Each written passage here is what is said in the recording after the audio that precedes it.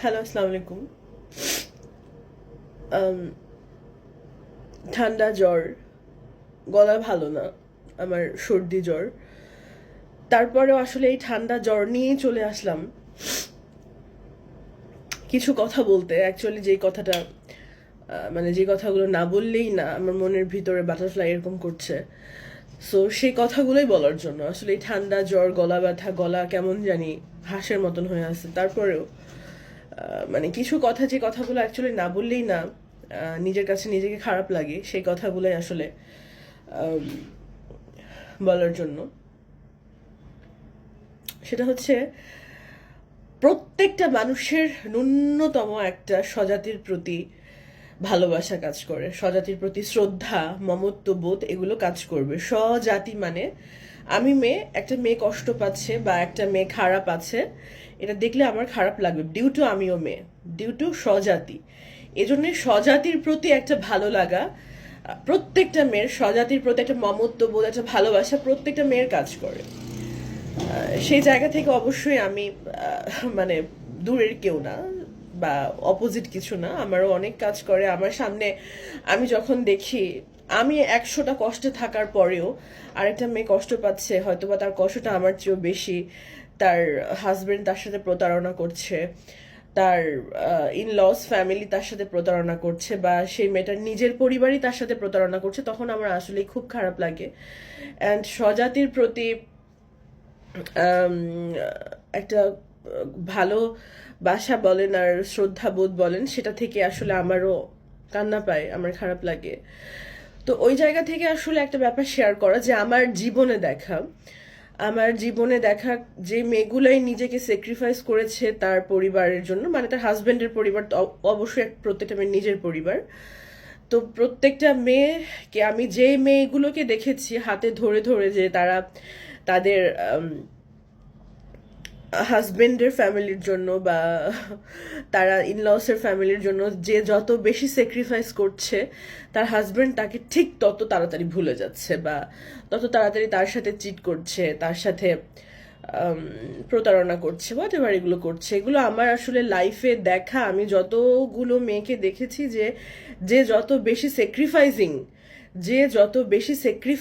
সেই মেয়েগুলোর জীবনটা তত বেশি খারাপ, সেই মেয়েগুলোর জীবনে তত বেশি বিপত্তি, তত বেশি বিপদ, তত বেশি খারাপ সব কিছু ওই মেয়েগুলোর জীবনে আসলে আসে। তো এনিওয়ে, তো ওই জায়গা থেকে আমার মনে হয় প্রত্যেকটা মেয়ের আগে নিজের যত্ন নেওয়া উচিত। হ্যাঁ, একটা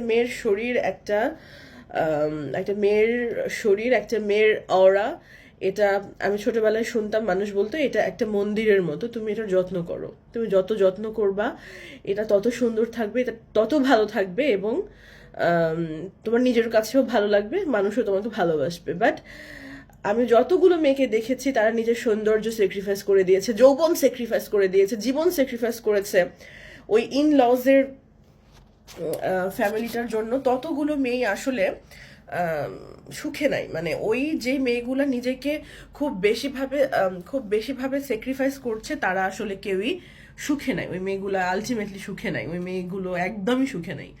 সো অ্যাডর্ন ইউর সেলফ, আগে নিজেকে সাজাও, নিজে যেখানে থাকো সেই ঘরটা সাজাও, বাট পুরো সংসারের দায়িত্ব নিতে যেও না, ইটস ভেরি ব্যাড। অ্যান্ড এটা নিলেই তোমার শরীর খারাপ হতে থাকবে, তোমার চেহারা খারাপ হতে থাকবে, তুমি খারাপ হতে, সব কিছু খারাপ হতে থাকবে। So don't do this. আল্লাহ একটা মেয়েকে এগুলো করার জন্য পাঠায়নি, আল্লাহ একটা মেয়েকে পরিবারের দায়িত্ব নেওয়ার জন্য পাঠায়নি, আল্লাহ একটা মেয়েকে সন্তানের দায়িত্ব একা পালন করার জন্য পাঠায়নি, এগুলো কোনো কিছুই পাঠায়নি। সো মেয়েরাই, আমাদের সমাজ আমাদের পায়ে যে বেড়িটা লাগিয়েছে, সেই বেড়িটা আসলে আল্লাহ কখনো লাগায়নি, আল্লাহর আইন ইসলাম কোনোদিনই এগুলো লাগায়নি। হ্যাঁ, কখনোই এগুলো লাগায়নি। So I don't do this, আসলে দরকার নাই। সবচেয়ে বড় ব্যাপার হচ্ছে যে মানে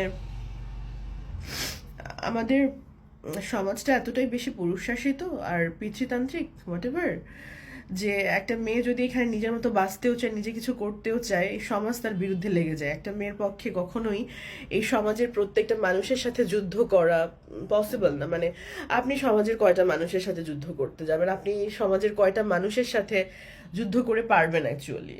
দ্য অ্যান্সার ইজ নো, না, এটা ইজ নট পসিবল। আপনি সমাজের প্রত্যেকটা মানুষের সাথে যুদ্ধ করা, এগুলো একদমই সম্ভব না। সো দরকার কি?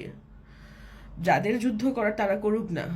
মেয়ে তুমি নিজেকে সাজাও, নিজে সুন্দর থাকো, নিজে ভালো থাকো, স্বস্তিতে থাকো, এমন একটা পরিবেশ,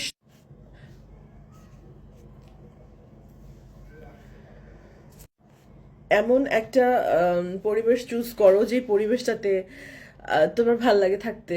এমন সারাউন্ডিংস বানাও যে সারাউন্ডিংসে তোমার ভাল লাগবে থাকতে, তোমার ভাল লাগছে। এটাই, এই পর্যন্তই সীমাবদ্ধ থাকা উচিত। পুরা পরিবারের দায়িত্ব, পুরা সংসারের দায়িত্ব নিজের কাঁধে নিয়ে অল্প বয়সে একদম চেহারা যৌবন সব নষ্ট করে, হার্ট অ্যাটাক করে একদম অস্থির অবস্থা, তোমার লাংস ফেইলিয়ার হয়ে যাচ্ছে, এদিক দিয়ে লাংসে পানি জমতেছে, হার্ট ফেলিয়ার হয়ে যাবে, তারপরে লিভার সিরোসিস হয়ে তুমি মারা যাবা। তো তোমার এই অর্জিত সম্পত্তি আসলে কে খাবে? ওই সংসারে আরেকজন আসবে, হ্যাঁ, স্বাভাবিক নিয়মে তখন তোমার হাজবেন্ড বিয়ে করবে এবং ওই সংসারে আরেকজনকে আনবে। তাহলে যদি এগুলোই হবে, তাহলে তার সংসারের জন্য আসলে এত করে এত ইয়ে করে লাভ কি? ডেফিনেটলি আমাদেরকে মানে এত দায়িত্ব নেওয়ার জন্য কিন্তু বানাইনি। সো নিও না এত দায়িত্ব, এত দায়িত্ব নেওয়ার দরকার নাই। আর কিছু কিছু মেয়ের মা বাবারও দোষ আছে। তারা দেখতে পারে যে আমার মেয়েটা এই সংসারে ভালো নাই, এই পরিবারে ভালো নাই, কন্টিনিউয়াসলি আমার মেয়েটা কষ্ট পাচ্ছে, এটা জানার পরেও মেয়েটাকে জোর জবরদস্তি করে ওই সংসারে রাখার যে খারাপ একটা প্রয়াস আমাদের এই সোসাইটিতে চালু আছে না, বিশ্বাস করেন এটা পৃথিবীর অন্য কোনো সোসাইটিতে এইভাবে চালু নাই। হ্যাঁ, প্রত্যেকটা মেয়ের সেই স্বাধীনতা আছে সে ওই সংসারে কন্টিনিউ করবে কিনা। জোর করে তার ঘাড়ের উপরে চাপায় দেওয়ার ডেফিনেটলি কোনো মানে হয় না। এগুলো কোনো মানে হয় না, এগুলো খুবই সেন্সলেস আর ইউজলেস কথাবার্তা। হ্যাঁ, সো প্রত্যেকটা মেয়ের আসলে নিজেকে সাজানো উচিত, নিজের যত্ন নেওয়া উচিত, নিজের একটা ক্যারিয়ার বানানো উচিত, এমন ক্যারিয়ার যে ক্যারিয়ারটা আমাকে, ঠিক আছে আমি এখন আমার এখন যৌবন আছে, আমি এখন দৌড়াইতে পারতেছি, আমার অস্থিতে শক্তি আছে, আমার পেশিতে শক্তি আছে, আমি এখন দৌড়াতে পারতেছি। বাট 10, 15, 20 বছর পরে কি হবে কেউ জানে না, অনলি গড নোস। ওই সময় আমি না দৌড়ালেও যেন আমার টাকা বা আমার জমানো টাকাটা আমাকে হেল্প করতে পারে। অ্যাটলিস্ট এই পর্যন্ত প্রত্যেকটা মেয়ের কাজ করে যাওয়া উচিত। হ্যাঁ, প্রত্যেকটা মেয়ের এতটুকু ক্যারিয়ার বানানো উচিত যেন এখন আমি চলতে পারতেছি, ঠিক আছে, আমি যখন চলতে পারবো না তখন যেন আমি টাকাটা দিয়ে চলতে পারি, কারো দ্বারস্থ যেন আমার হতে না হয়। আল্লাহ জানে আসলে কাকে কোন পরিস্থিতিতে আল্লাহ নিয়ে যাবেন, কোন পরিস্থিতি রাখবেন, এটা সম্পূর্ণ তার ব্যাপার। বাট এতটুকু ক্যারিয়ার হলেই হয়। পুরো সংসারের দায়িত্ব নেওয়ার কোনো দরকার নেই। সংসারের দায়িত্ব আমাদের না, সংসারের দায়িত্ব নেওয়ার কোনো নিয়ম কানুনই আমাদের না। এটা আমাদের উপর চাপিয়ে দেওয়া হয় একরকম, বাট এই দায়িত্বটা আমাদের না। এই দায়িত্বটা যার তারা নেক না, এই দায়িত্বটা পুরুষ নেই। আর সবচেয়ে বড় ব্যাপার হচ্ছে যে পিতৃতান্ত্রিক এই সমাজ ব্যবস্থায় সব দোষ সবকিছু আমাদের ঘাড়ের উপরে চাপায় দেওয়া হবে, এটাই স্বাভাবিক ব্যাপার।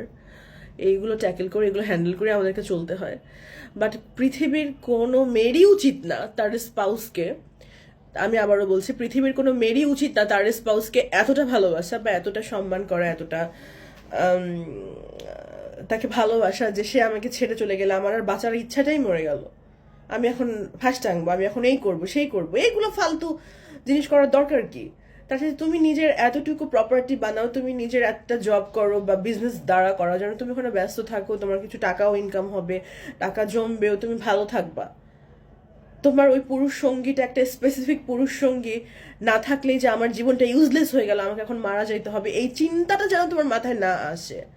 হ্যাঁ, এই চিন্তাটা যেন তোমার মাথায় না আসে, এতটুকু পর্যন্ত প্রত্যেকটা মেয়ের স্ট্রাগল করা, কাজ করা ডেফিনেটলি উচিত। আমি জানি না আমার এই কথাগুলো আসলে কে কে শুনছে, বিকজ অফ একটা মেয়ে দেখতে কেমন লাগতেছে, একটা মেয়ে কি কালারের ড্রেস পরলো, কি রঙের ড্রেস পরলো, একটা মেয়ের বাসা রংটা কি, পিছনের ব্যাকগ্রাউন্ডটা কি, এইগুলো দেখা এই সোসাইটির জন্য অনেক অনেক বেশি গুরুত্বপূর্ণ রাদার দেন মেয়েটা কি বলতে চাচ্ছে। একটা মেয়ে কথাও বলতে পারে, সেই কথাগুলো আসলে কয়জন শোনে?